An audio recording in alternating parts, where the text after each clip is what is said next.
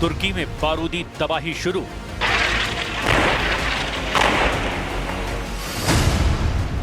Qatar की तरह जलेगा सऊदी अरब।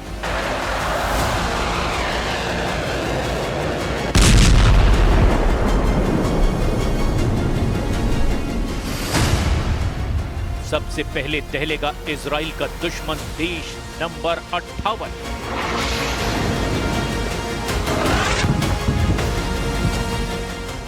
जब से तुर्की ने इजराइल को युद्ध की धमकी दी है, नेतन्याहू ने अपने दुश्मनों को दोगुनी ताकत से मारना शुरू कर दिया है। दुश्मनों के लड़ाका ग्रुप पर इजराइल हर तरह के हथियारों से हमला बोल रहा है। क्या गाजा, क्या लेबनान, क्या यमन, क्या सीरिया, जहां देखिए बारूदी धमाके ही धमाके हैं। इजराइल ने जंग तेज कर दी है। इजराइल अब जल्द से जल्द 57 मुस्लिम देशों से युद्ध की तैयारी कर रहा है। नेतन्याहू सबसे बड़े खतरे को अच्छी तरह महसूस कर रहे हैं।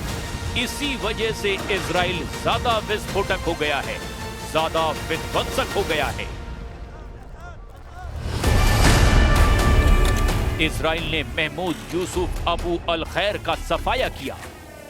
इजराइल के ट्रैप में Houthi chief Abdul Malik al Houthi फंसा। इजराइल का next target Hezbollah chief Naim Qassem. Trump ने भेजे $6 अरब के हथियार। इजराइल हुआ खूंखार।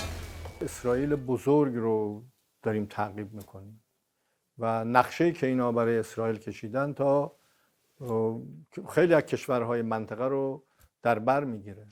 اسرائیل باید به حق و حقوق خودش از حدود مرز خودش حق نداره تجاوز بکنه.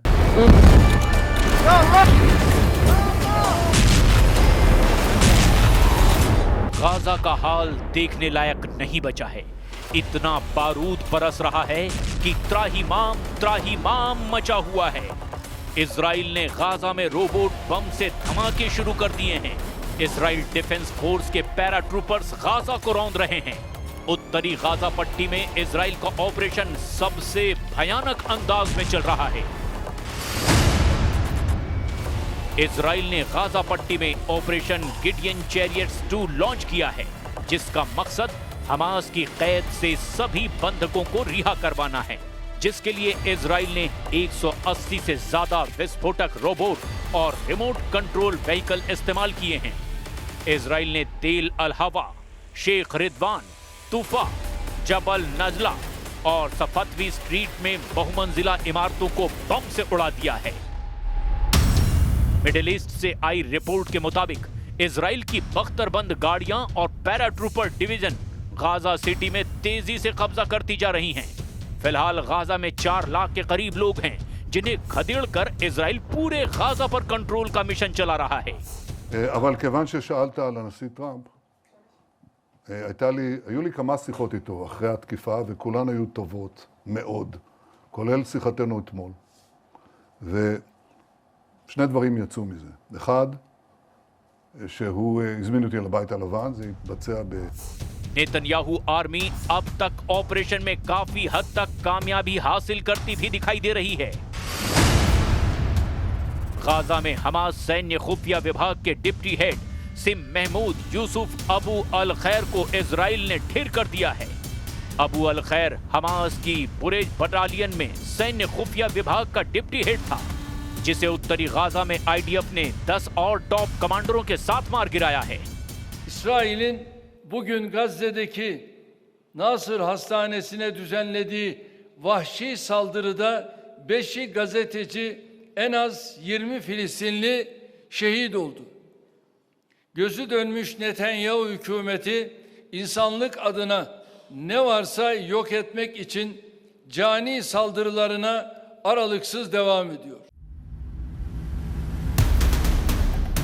गाजा की तरह यमन फ्रंट पर इजराइल ने ईरान समर्थित हूथी फाइटर्स को जड़ से खत्म करने का ऐलान किया है।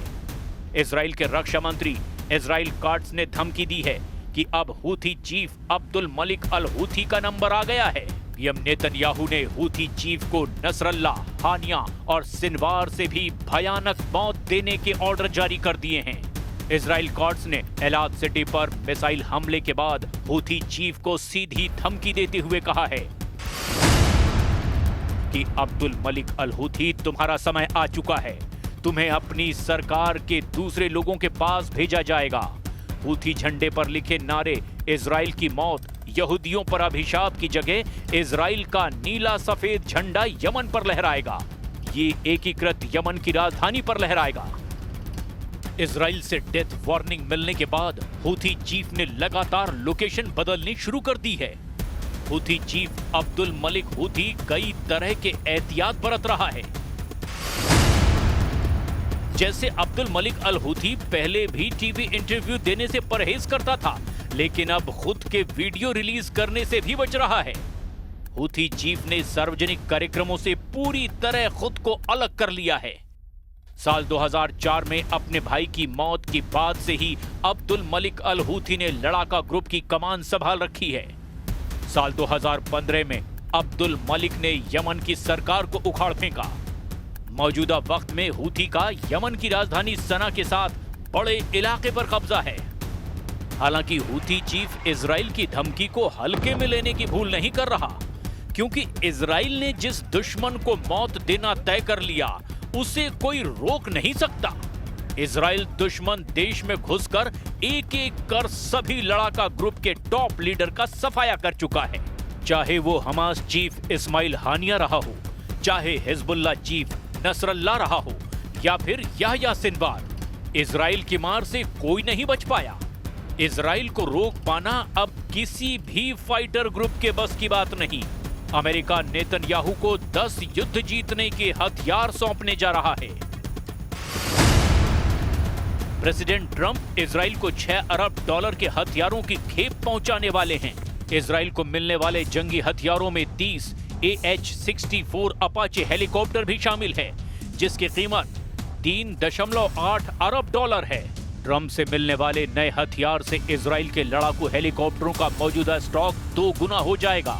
इसके साथ ही ट्रंप इजराइल को $1.9 अरब की हमलावर गाड़ियां भी दे रहे हैं। What we're going to do is to build an arms industry that will match the best arms industries in the world with one proviso. We want to produce first for ourselves on a much larger scale and with unimaginable innovation. संयुक्त राष्ट्र में Israel के लिए veto power इस्तेमाल करने वाले Trump युद्ध के मैदान में भी हर तरह से साथ खड़े हैं। इसकी वजह हमास, हिजबुल्लाह और हूथी जैसे फाइटर ग्रुप बिल्कुल भी नहीं हैं। प्रेसिडेंट ट्रंप ने जब से कतर में मुस्लिम देशों का जमावड़ा देखा है, जब से उन्होंने तुर्की के राष्ट्रपति के रुख को गंभीरता से लिया है, वो खुलकर इजराइल को बैकअप देने लगे हैं। मुस्लिम उम्मा ने सऊदी अरब को इजराइल के मुकाबले आगे कर दिया है। वहीं तुर्की खुद ही इजराइल विरोध में युद्ध के लिए फड़फड़ा रहा है, मगर सऊदी अरब की अगुवाई को लेकर ज्यादातर देश सीरियस हैं। हिजबुल्लाह चीफ नईम कासिम ने तो प्रिंस मोहम्मद बिन सलमान से अपील तक कर दी है। नईम कासिम ने सऊदी अरब से इजराइल के खिलाफ युद्ध छेड़ने की गुहार कुछ इस तरह से लगाई है। ضمن الأسس الآتية: أولاً حوار يعالج الإشكالات ويجيب عن المخاوف ويؤمن المصالح.